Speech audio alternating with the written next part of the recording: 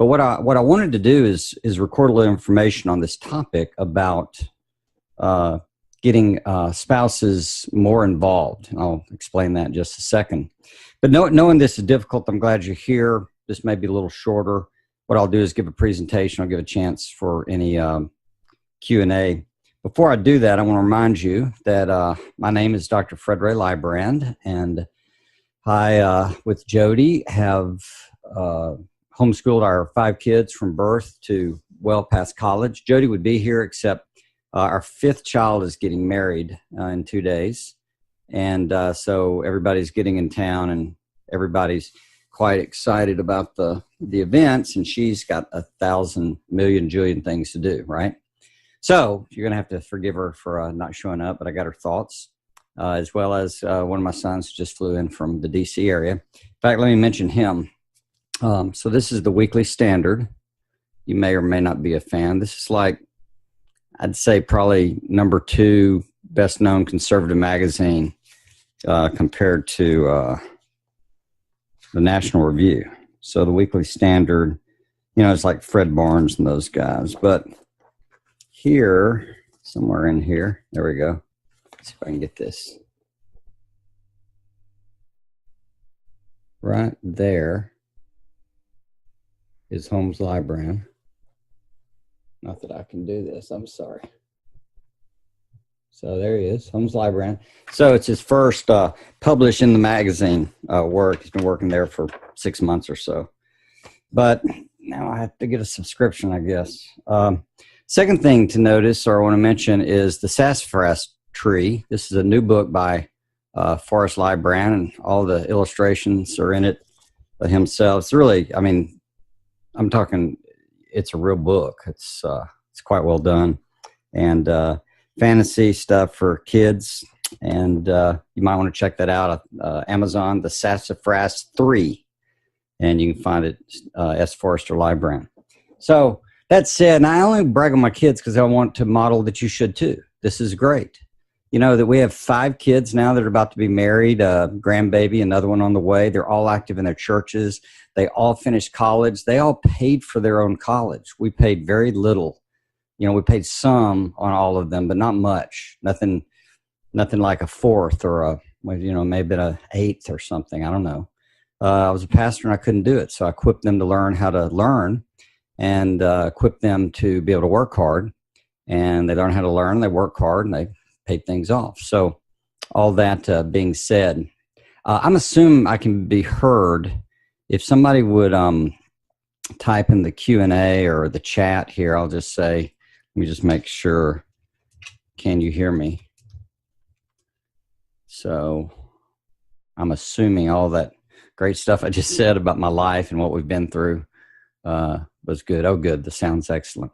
So here's what I'm going to do. I'm going to take a little time and walk through a presentation, and then we'll have a little time for answers, Q&A, if you have any. But I want to think with you about this topic.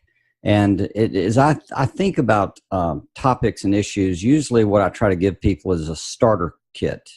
I would never say that I have the final answer, the final conclusion. I'm constantly learning myself, but I think it's enough to get started with. And so I think you're going to find it to be a helpful way to go. So if you can endure with me just for a second as I'll try it this way.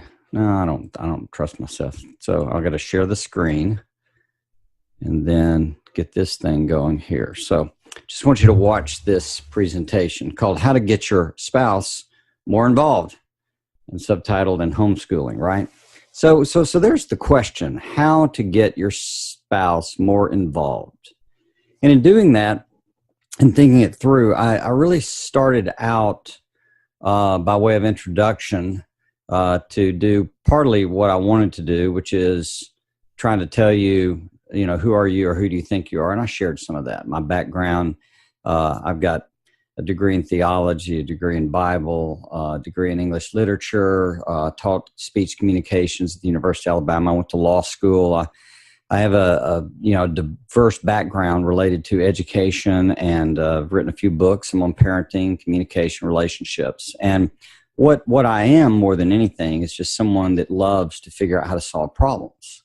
And so most everything I do, even though it's a diverse group of issues, it's really just about solving problems. And so when you get down to it, you look at your kids, and we're wrestling with how do we get these kids to be independent, thriving contributors to this world and the world beyond it.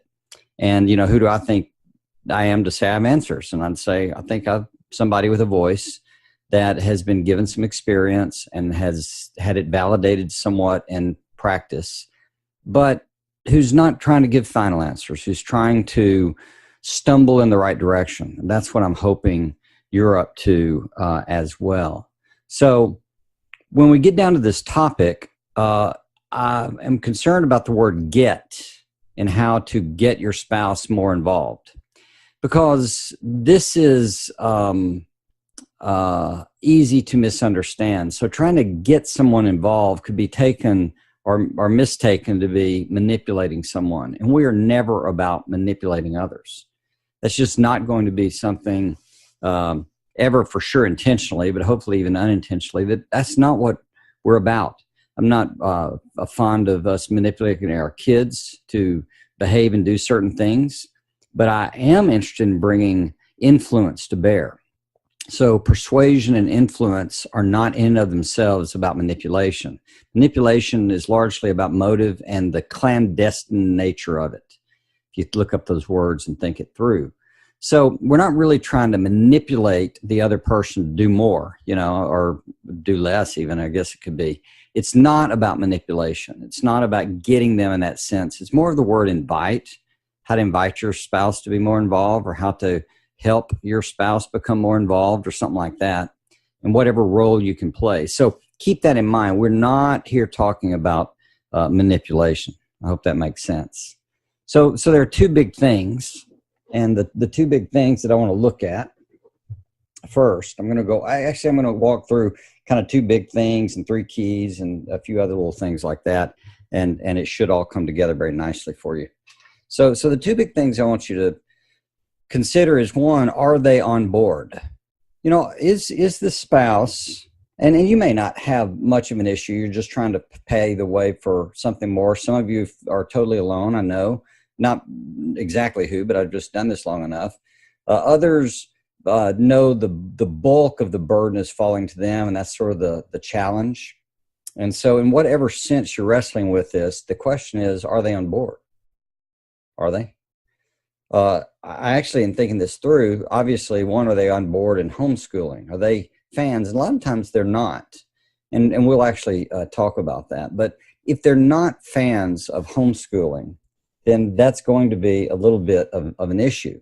And so to some degree, there's an education, winning, proving out over time dynamic that's in play, but it needs to be understood and addressed.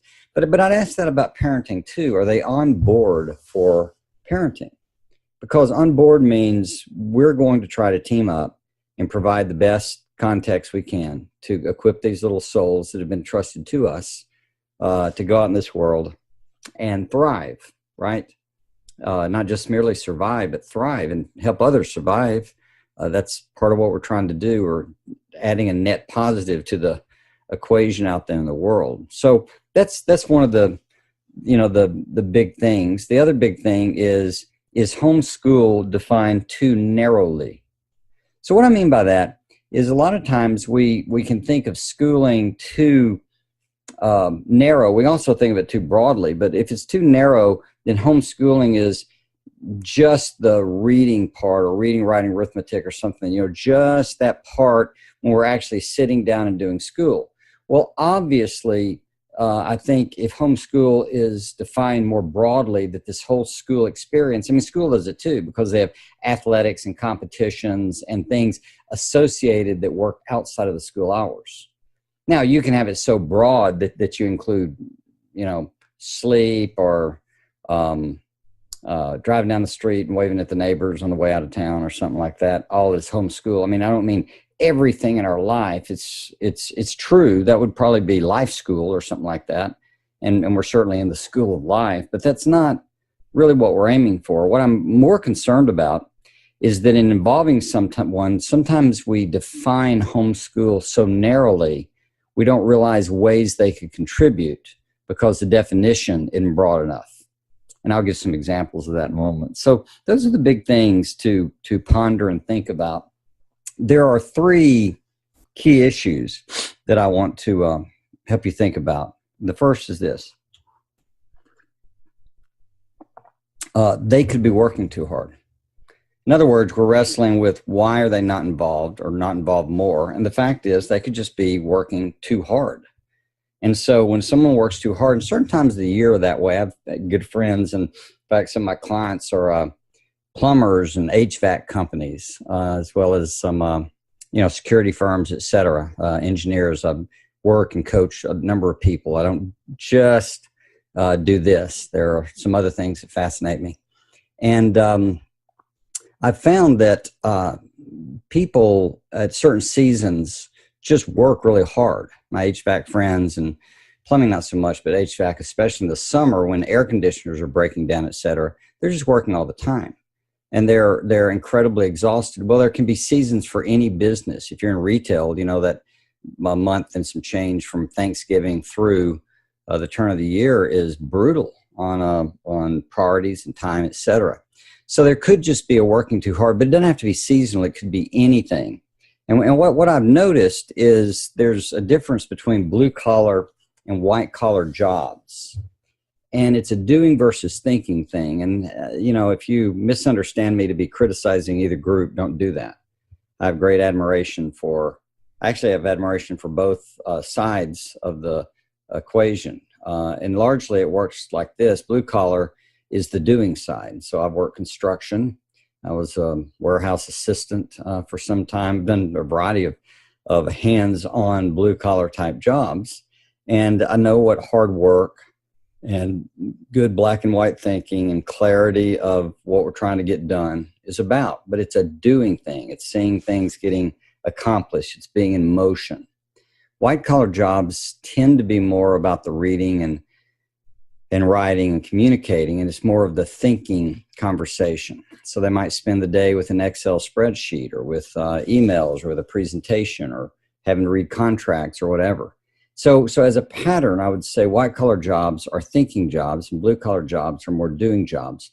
Not that you don't do in white-collar, not that you don't think in blue-collar, but as a tendency. Does that make sense? Well, knowing this is kind of important because then when they come home and they've spent the whole day doing, do you really think a guy that's worked on, or a gal that's worked on air conditioners all day wants to come home and work on his air conditioner? Doubtful. My dad was a lawyer, so he did more of that thinking stuff. And the last thing he wanted to do is come home and think and arbitrate anything.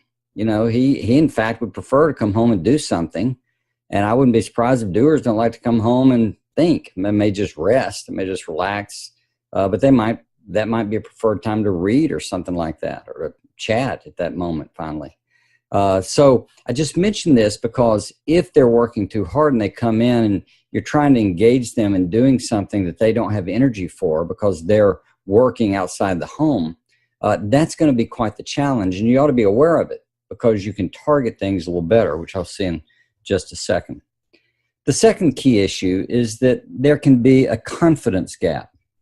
Now, in some of my other videos, I've talked about this kind of thing a little bit. And it's kind of important to understand. My technology, don't think I'm going to want to try to risk that. But one of the things I draw is a matrix. Let's see if I can get the matrix to go correctly here. And in this matrix, it's a relationship between competence and challenge. And so, when you go out here, high challenge but low confidence, that's when a person's in the anxiety zone. If they have low challenge, not really challenging, and really high competence, then that competence and low challenge means they're bored. And right in the middle is what they call the flow state, and kind of runs up in the graph in the middle. And so what you're wrestling with is things with your kids, with yourself, with spouses in life of taking on things that are challenging, but not beyond you, you know, not so under your abilities that they're boring, and not so above your abilities that it stresses you out. You don't do it with a kid, you don't do it with an athlete, you don't do it with anybody. But if you're have a spouse that is reluctant to get involved, a lot of times it's a confidence gap, that they simply don't feel confident to be able to help out. This is something we all face in homeschooling, where we realize we're, for a while, we think we're competing with the school system. And gosh, how do you do that? How do you take, 6, 7 teachers and great facilities and coaches and athletics and drill teams and drama clubs and debate, who knows what all they have. And they have all of these things, and you've got all that challenge of having specialized teachers that have taught this subject over and over and over. Everything's paid for, organized in the desk, school expected there with the peers, there's competition, challenge. Competing against that at home could be overwhelming until you figure out the game and you realize you're not trying to compete with the schools, you're trying to compete with getting your child ready and what that vision is and where you are now. So what graduation, I always tell people, why don't you fill out their graduation worksheets 3 or 4 years early? Just fill it out and then make your homeschool fit it. It's a much easier, way easier way to go. So if there's a confidence gap, you can be running into that particular issue. Education or competing with schools, as I just said. And then third, you could be doing too much. And I guess that should be emphasized. You could be doing too much. And what do I mean by that? In fact, let me ask you, do you think you're doing too much in your homeschool? Some of you might say not enough, but if you're doing too much, let me say it differently. You could be attempting too much. You know, that you, instead of realizing school and developing these independent learners is about, really, it's just about developing individuals with skills, especially reading, writing, arithmetic, right? Instead of that skill development, you can think you got to do it all. So they got to know all the capitals and all the social issues of the day, and they've got to study all these things and all this vocabulary and all have read all these books and done all this math and all this stuff. And as a result, you're busy working hard and constantly. I see this with parents of kids that go to private school. They spend, many parents of private school kids spend more time educating their kids, way more than Jody and I ever imagined doing it with homeschooling, all day. Because they'll come home at night and just help with homework all night, because they've got a lot of work, a lot of busy work. And as a result, these parents, because they've invested so much money, are worried about social status or their kids doing well or just getting through or whatever's going on. They are trapped, and they are engaged in actually educating their own children. You know, the teachers apparently aren't doing it because you got to stay home working with them. Other schools are going in the direction of no homework at all. Other schools came out in the DC area. Some schools were just passing everybody. They suddenly had a 100% graduation rate, you know, whether you showed up in class or not. All of things are crazy, but they all make us crazy. And so we're frightened about making sure they know enough and can do well enough to be okay in the world. And I'm going to promise you, they're going to be great if you'll teach them some skills. But if you're doing too much, no matter what your spouse comes in and tries to do, it may not be enough, because your expectations for your homeschool are outlandish. You're trying to compete, you know, with these other schools and do it their way. Not going to work. In my opinion, not going to work. So the keys to involvement. 1, you need to ask about the right communication. The right communication. What I mean by that is, do they know what you want? I mean, that's a key.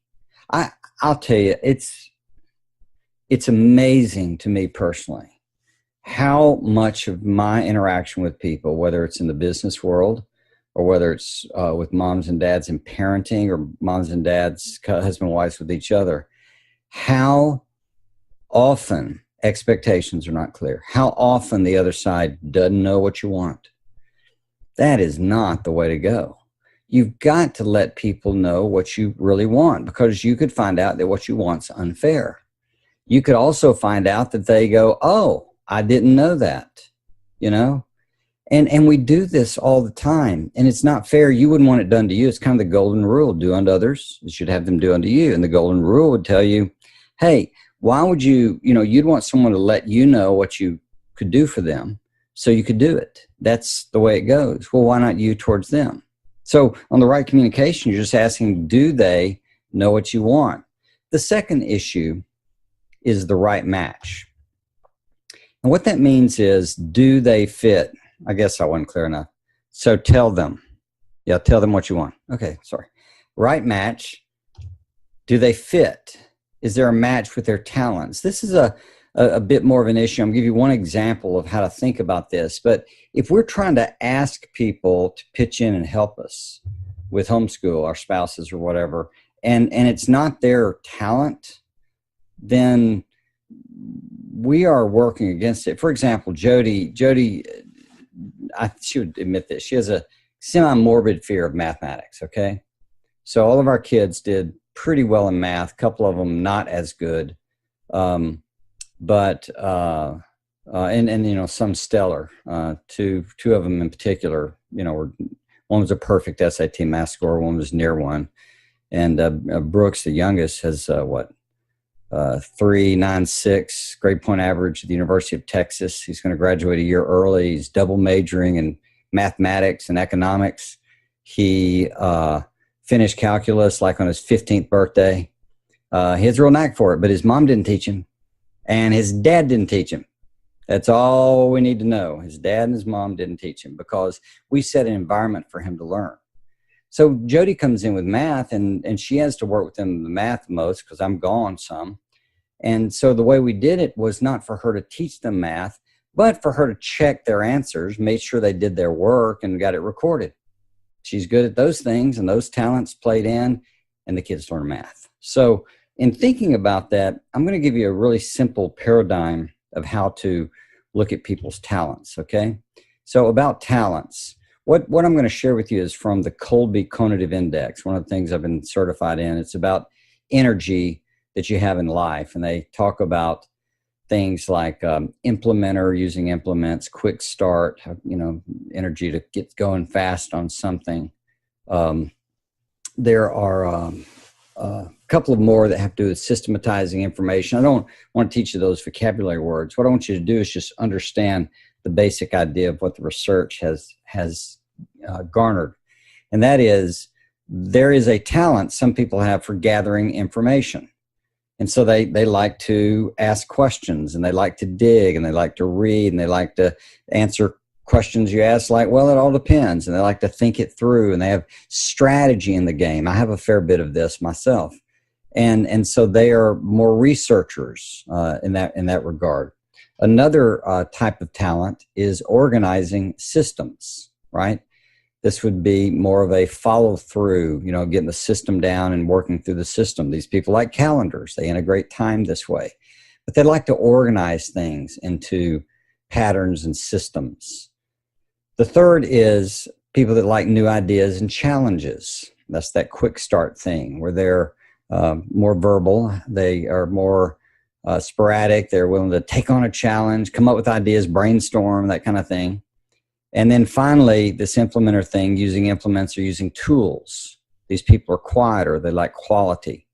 And on the extremes, if you're not really good at gathering info, that means you're probably good at getting to the point, to the bottom line. Number two, if you're not good at organizing systems, you're probably good at finding shortcuts to things. If you're not very good at new ideas and challenges, you're probably really good, a lot of energy for stabilizing things, taking away chaos. If you're not very good at using tools or building things, demonstrating physically how things work, you probably are really good at abstract things like numbers. So that's the way it tends to go. This is a pretty nice little pattern to understand. And there are others, Myers-Briggs or the Big Five or some others that I think shows some sanity about gifted, design, the way they think about it, rather than purely, whatever you choose to be. This would assume talents comes from Matthew 25. You have a design by God, gifting, you steward it.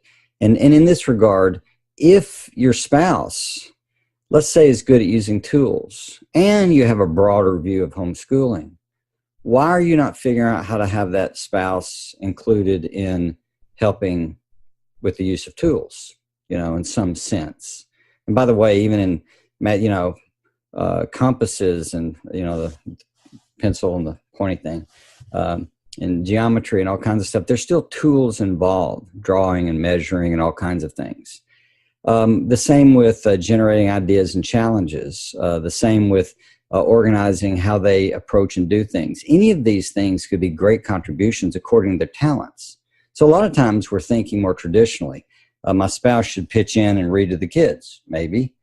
But maybe there's something else your spouse could pitch in and do that's more of a match with his or her talents. And that's a mindset that you want. It's not just this list. It's just a mindset of how you're going to think about these things. So you look at school in a broader way and you say, well, and you let them know that you want them to pitch in, but you want them to pitch in according to their talents. So where could they pitch in? So with me, I like new ideas and challenges, and I like information. Those are my two big things. I'm good at figuring out systems. I just don't like to sit around and build them. And using tools, not so much. So if you understand that, you can see why I would play a role of periodically interrupting school and have a subject I wanted to teach them about something new. And I interrupted school. And when I interrupted school, I gave them time off of whatever they were working on, gave them back some math time, or I gave them back reading time usually. So they would put up with talking with me. Or I might lead the family Bible study during school because it would match my schedule better. And or their schedules, between, especially as they got older and they have activities at night, etc. So we'd do it during school on, I think, Fridays. We'd put an hour of reading out of the way and spend an hour or something like that interacting. And I would do it in a way that challenged them. And somewhere in this material, there's the Bible study material. If you're interested in it, you can look if you belong to our mentoring program, or if you do, you can access that. And it goes through how you use a question to drive them to a passage to get them to all interact and talk about what you do with it. So it's not so much a teaching as a Socratic strategy. Well, that stuff is what I could contribute. I could also gather info on things that need to be understood about philosophy and approach to homeschooling. So that's what I contributed. Jody was more about some of the organizing stuff and a lot of the hands-on stuff with the kids. So she's a stabilizer. She's not trying to come up with new ideas. She's trying to stabilize the old ones. So that's how we kind of teamed up. And it invites someone to come and bring what they really have, which helps with that confidence gap too. Finally, or almost finally, I want to mention, who is the disciplinarian? Okay, so this is an issue because a lot of times it could be one spouse or the other. And my experience with Jody, Jody's not the scary person. I'm more a boob, the dad, And so as a result, I was more the disciplinarian. I brought in there, I didn't like it because being the disciplinarian means I'm always the bad guy. Have you ever felt that before? Or had your spouse complain about that? There's a solution. And in our experience, what we found, though, was that the kids really needed to know that the strong disciplinarian was backing the nicer one, the good cop, bad cop type thing. And I'm talking in exaggerations, but that's the idea. And what our experience showed us is that when she knew, or she could say to the kids, take it up with your dad or deal with your dad. And I said, yeah, I'd be glad to deal with it any time. Any problem you've got, just let me know. And I think I had to come home from the office one time, but just once. Because what really goes on is the principle that 2 against 1 usually wins. And what I mean by that is when you and your spouse are united, when he's got your back, you got his back, however it goes, the kids get it. It's their goal is to divide and conquer. That's why they pull the dad said, mom said, hey, what do you think about this? And well, he said this. That thing they do to keep y'all from talking to each other?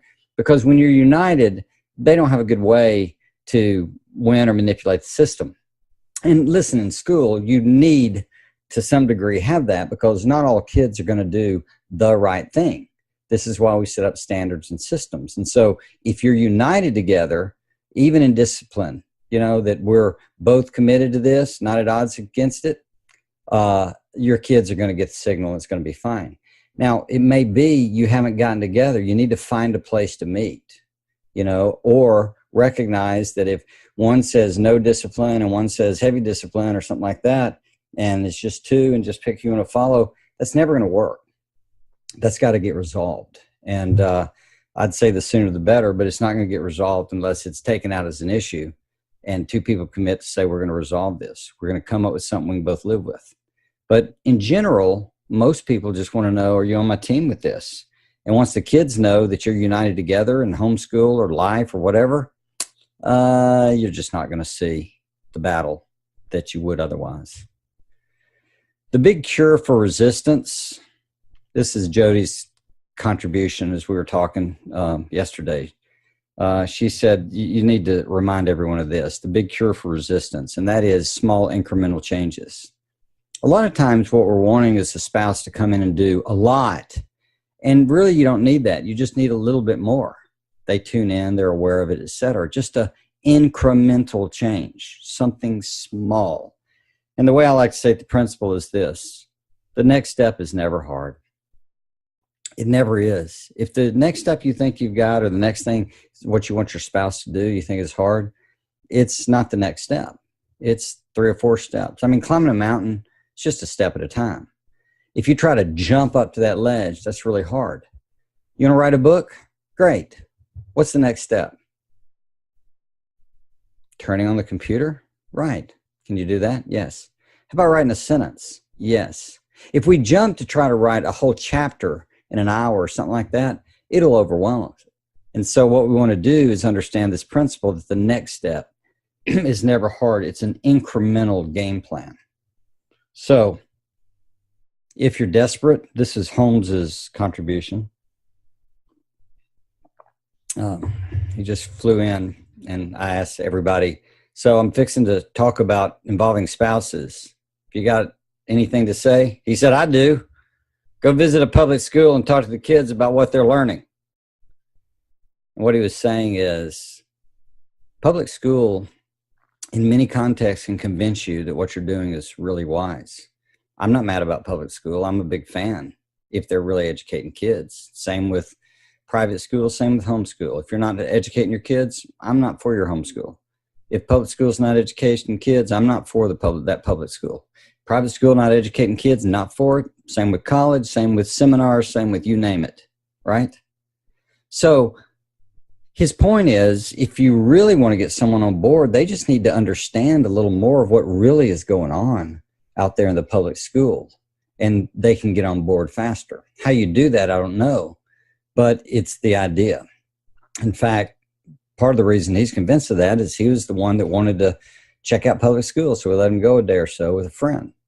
And he got to experience it. And once he got through with it all, he said, not really learning, a lot of social stuff. That part's fun, but it seems like a waste of time. And he came home, was a happy homeschooler from then on. So there's the desperate mode. And by way of conclusion, questions or additions? If I can figure out how to get out of here, I'll open it up for that.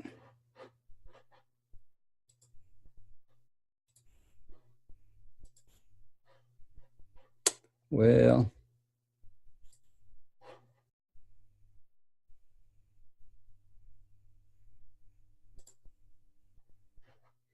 there's my granddaughter. That's worth something.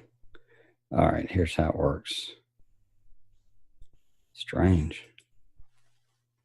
Okay. So what you can do, if you would like to talk directly, which would be greatly preferred, you should have the ability to raise your hand down there. If not, you can also type in a Q&A or in the chat box. Probably in the Q&A would be better. You just look at a Q&A box. You might not have many questions. You might, but I want to take a few moments with a few minutes left we've got and just ask you if you have any questions. Now, I'll stress as you're thinking about what you might want to write or raise your hand, again, I'm not trying to give you all the answers, but I'm giving you plenty to start thinking about, because by and large, it's all about, in my experience, it's really hard to think crooked and walk straight. You may have heard me say that before. And I'm convinced of that. So a lot of what I'm trying to do is invite you to think maybe in a little different, a little fresher way than you have before about this topic. But what I'm getting at is your spouse could really come on board. Maybe just showing this video would help. And I'll make sure you have access to it, even if you're not in our mentoring program, which I would highly recommend, obviously, where you have access to all of these. But I can make sure if you're here that we'll get it to you. But that could be a place to start. And then you just talk about this thing. But it's pretty much the stuff about, are they overwhelmed? Do they know where to contribute? Is it a match with who they are? Are there incremental opportunities where they can get some more involved? Have they really caught on to why we're doing this homeschool thing or not? All those things, if they get solved, tend to put you in a position for finding your way. And so that's the game, or the focus.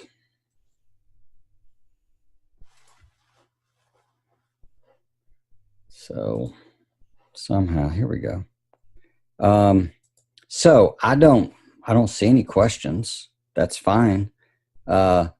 But I don't want to waste your time or my time. So I'll give it a second more if you want to type a question, or if you want to, you may be raising your hand. I haven't given you a chance. No, I don't see that. I think there's a way to do it. So, oh, look, we could do this live on Facebook, live on YouTube. We'll do that someday. Where did I find out the info about the 4 talent categories? Yeah, that was one of my certifications called the Colby Conative Index. I like it. I like the Big 5. It's a little different orientation. I like the Myers-Briggs. I like something called Standout by Buckingham. I'm not that fond of things like the DISC test, DISC, Performax, if you remember those.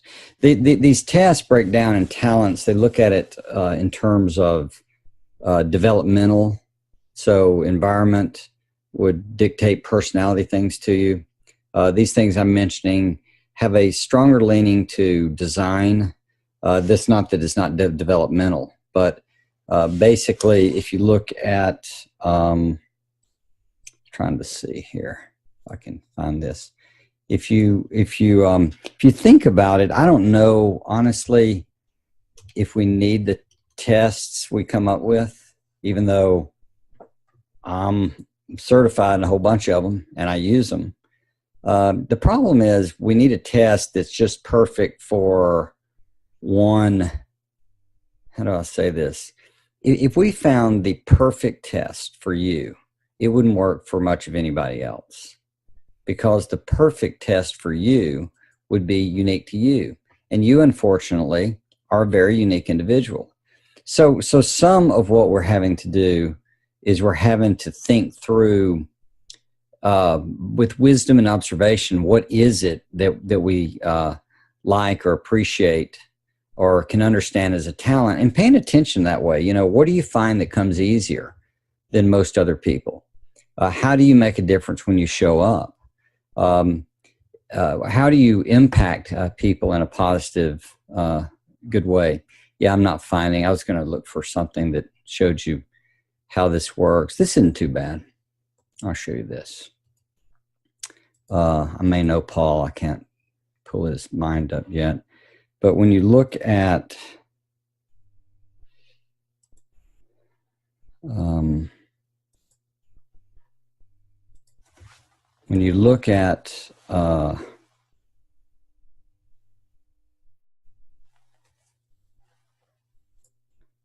I hope I'm getting the screen up.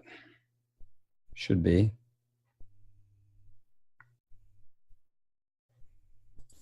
I'm guessing I'm sharing the screen right now. So this thing by Paul Cortman showed these categories: fact finder, follow through, quick start, and implementer. So he gives a fair quick explanation of these things without taking the test. I don't know what the test costs, probably $30 or something. But it gives you an idea, and so it gives you an idea of the Colby score. So that should be a bit of a help. Oh, I don't think I ever shared the screen, did I?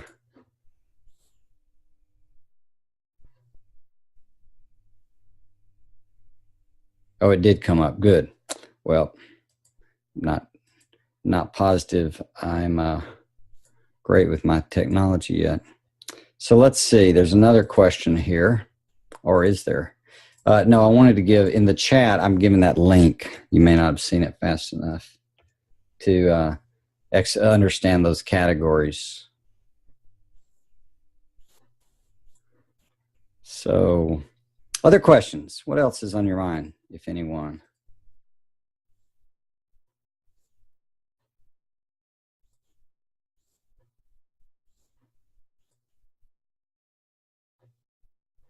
Looks like my screen share isn't working. Anyway, won't matter. So, we've gone 45 minutes. If you have another question, I'm glad to answer it. On the other hand, I hope I've shared with you what I want to. What we're going to do with these, with those in the mentoring club, we'll make these regular, and we're going to get people used to it. You know, the middle of May, graduation, all this is just a terrible moment. I get it. But my goal is to, no matter what, set this time. We'll have other meetings at different times. People down under, this is not a good time for, but that's why they can see it on replay. But my aim is just, look, I'm going to be here at this time once a month, third Wednesday, 1 o'clock Central, no matter what. Even if Easter is on Wednesday, I'll probably just go ahead and do this as well. So I just want to make that commitment so we can schedule it and then start having these Q&As. And as you get more comfortable and we get momentum, more people involved, then we're going to be able to talk and chat and really learn some things. And by the way, I generally have found that this format actually works pretty well. So if I do a little teaching at the beginning or you know, stimulate your thinking, I don't know if it's always teaching, but it's certainly kind of challenging thinking through, then that's going to probably be quite worthwhile to set some tone. But then we can talk about anything you're wrestling with inside of parenting and